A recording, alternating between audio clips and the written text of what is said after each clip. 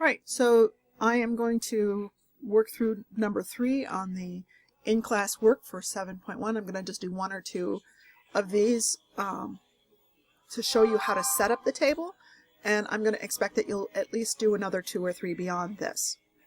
Alright, so what we're being asked to do is we're going to pick values, and we are the ones that get to pick it. And we need to set it up so that it becomes a true statement. Alright, so that's the way I'm going to approach this, and I set it up as a table where I have my X, and then I have workspace, and then I have my Y. Right, I figure out what my Y is, or I have my Y and back into what should be my X. I like this setup just because I have the workspace, and it makes it easier for me to find. If I've made a mistake, it makes it easier for me to go get it and spot it. So I'm going to go ahead and do 2 of these, and I'm going to expect you'll work on more than that. So I'm going to pick easy numbers. I'm going to try and keep it relatively small, because if you put in 10,000 in there, it's going to work. You're going to have to work really hard to, deal with all the large numbers. So I'm going to pick a 0 for my X. All right, so 2 times 0 minus my Y is going to equal 6. Well, if I think about that, this goes to 0. Now I have a negative Y equals 6. And when I divide both of those by -1, Y is going to equal -6.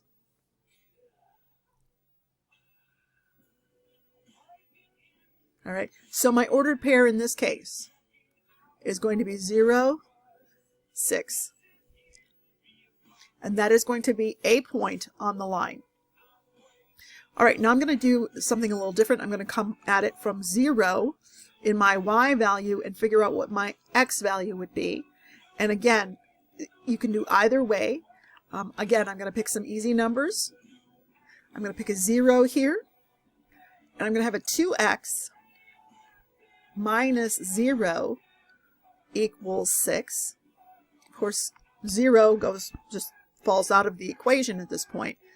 So I'm going to have a 2x equals 6, which tells me that x is going to equal 3.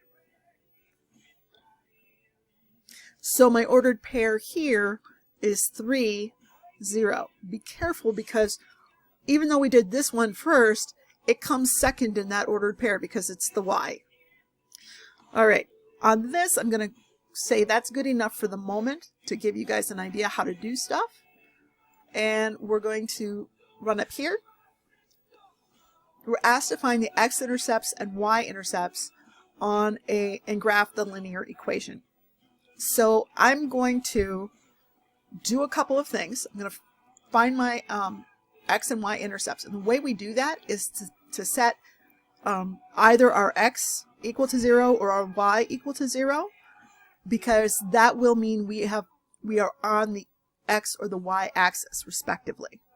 All right, so let me go ahead and I'm going to basically set up my little grid again, and then I'm going to put it on the graph that we had started with in section 1. So let's see here. I got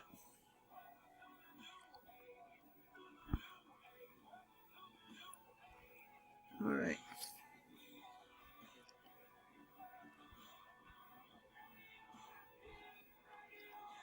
And here I'm going to go ahead and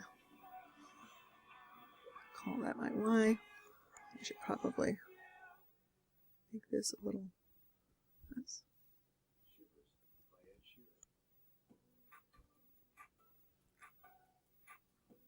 Make that a little longer. Okay, so there's my X. Here's my formula that I'm going to work from, and here's my Y. So in this case, and this is helpful because if I set my X equal to 0, that means I'm on the Y axis. So this is going to be my y-intercept.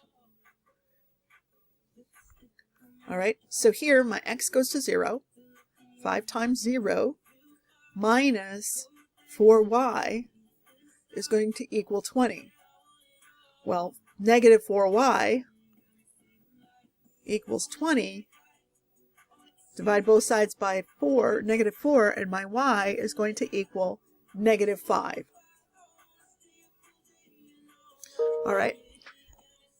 Now I'm going to do the same thing, except that I'm going to put 0 in for my y, which means that I am neither above or below, right? I'm going to be sitting on the x-axis with whatever point I've got. Be careful. This does not mean we're going through the origin.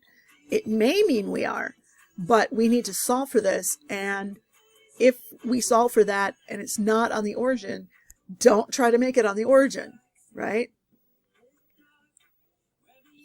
And here I'm going to go ahead and say 5 times x minus 4 times 0 equals 20.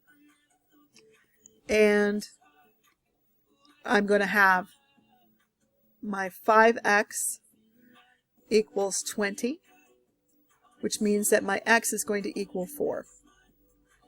All right, so my ordered pairs in this case, my y-intercept is 0, -5, and my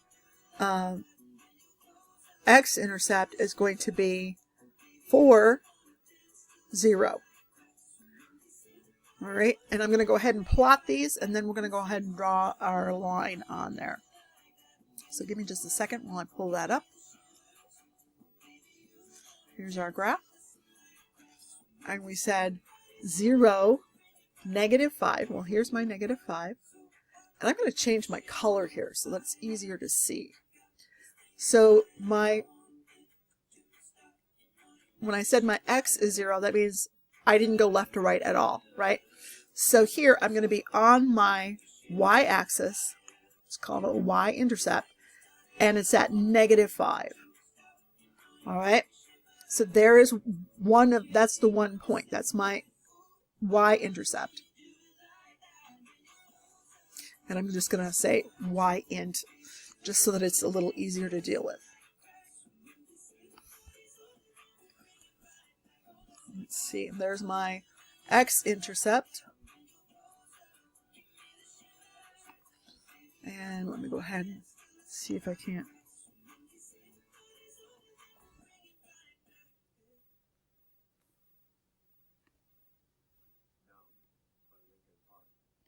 Trying to line this up with my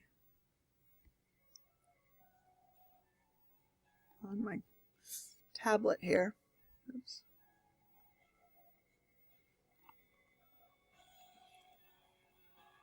So there's that. And what did I do here? Did I shift a little bit? There we go. So there's that one, and here's this one. I'm going to go ahead and draw my line. And for those of you that have seen me try and draw in class, clearly I am not an artist.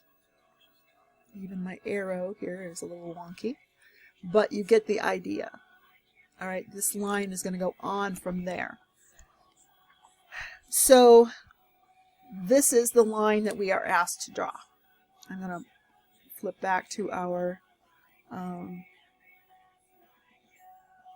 me see here. So my 0, 5, right? So there's my x and my y intercepts, and then we graphed the line in between those 2 points. And you really only need 2 points in order to draw a graph. I generally recommend you do a 3rd point just in case you've made a mistake somewhere. And as soon as you see that you've made a mistake, it's pretty easy to fix. You know, your line isn't.